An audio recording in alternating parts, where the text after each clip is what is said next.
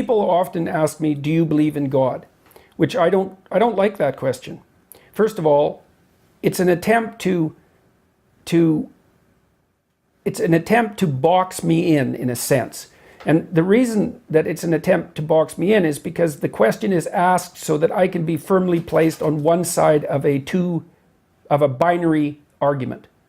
And the reason I don't like to answer it is because A, I don't like to be boxed in, and B, because I don't know what the person means by believe or God. And they think they know. And the probability that they construe belief and construe God the same way I do is virtually zero. So it's a question that doesn't work for me on multiple levels of analysis. But strangely enough, just as we were talking, the answer to that question popped into my head. I act as if God exists. Now you can decide for yourself whether that means that I believe in him, so to speak. But I act as if he exists. So that's a good enough answer for that.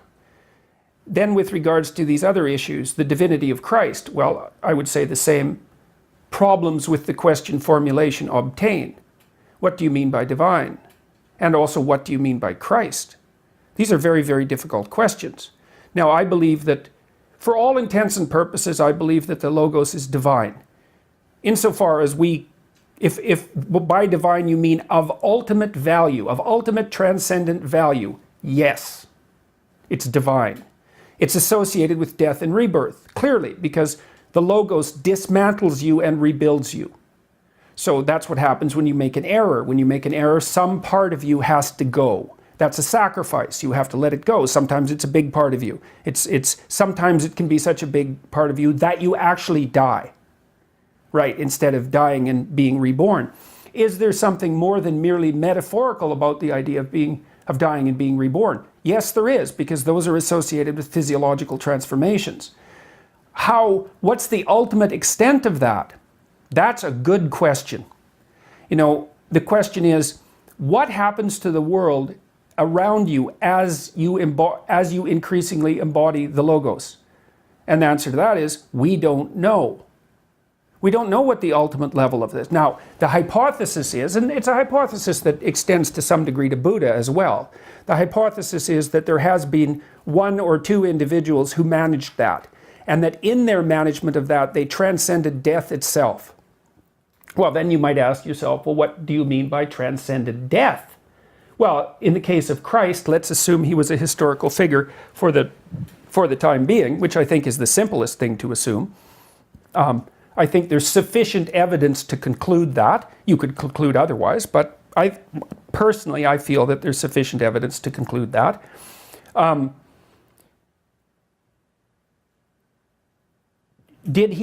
Is his resurrection real? Well, his spirit lives on. That's certainly the case.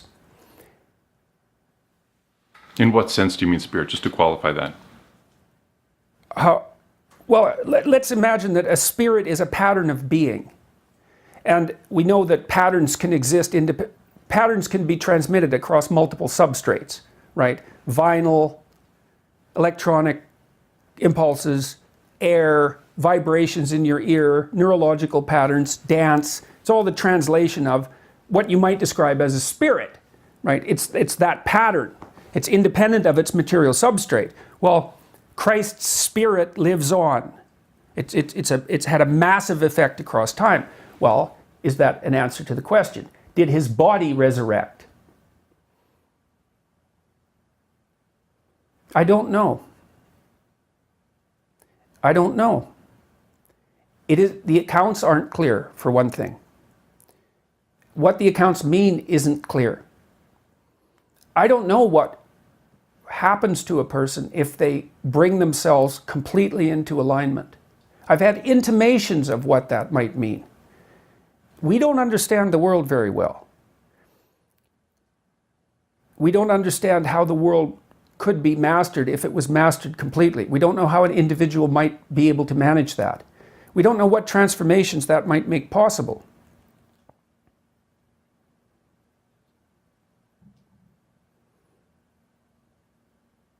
I'm going to do a series on the Bible That's one of the things I want to investigate more thoroughly and formulate my thoughts about more thoroughly, because it is a crucial issue. A friend of mine said, and I wouldn't describe him, he's certainly not the sort of person that you would describe as a classic Catholic. He's extraordinarily well-educated individual, and he's come back to Christianity with the most vicious of internal battles, and he said to me, he was the same person who made the comments earlier about the dominance hierarchy, and so he's very insightful.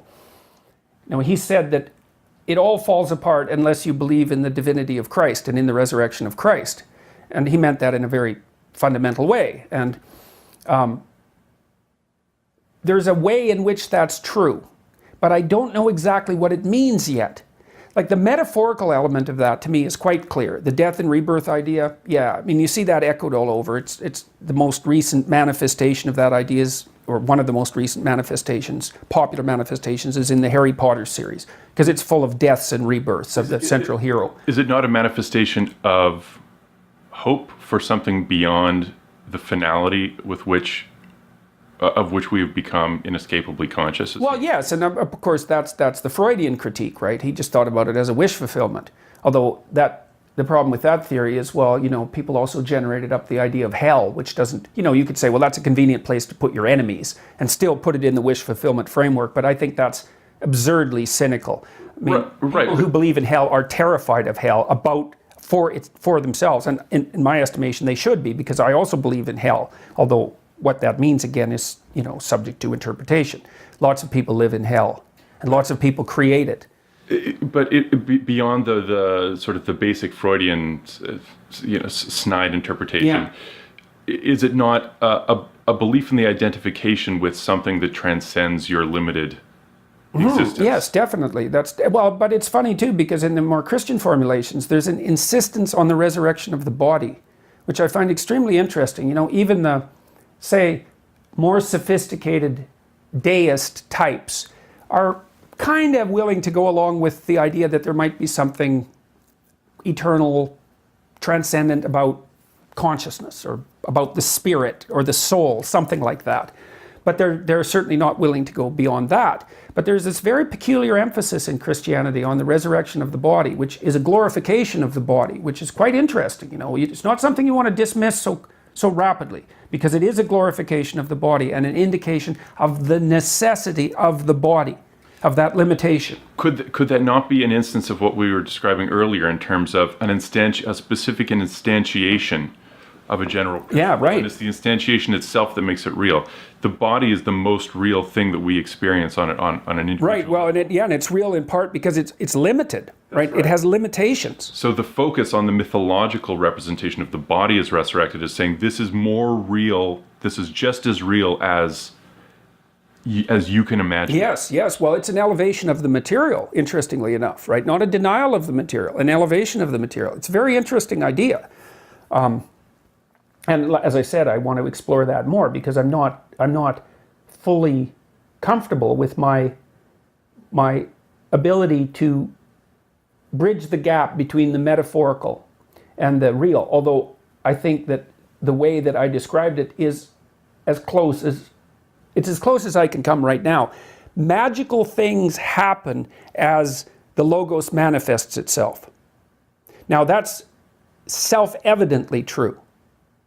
When people... And when you say magical, you mean magical for all intents and purposes in terms of our perception as relatively naive human consciousness, or magical in rabbits out of hats? Well, certainly the former. And God only knows about the latter.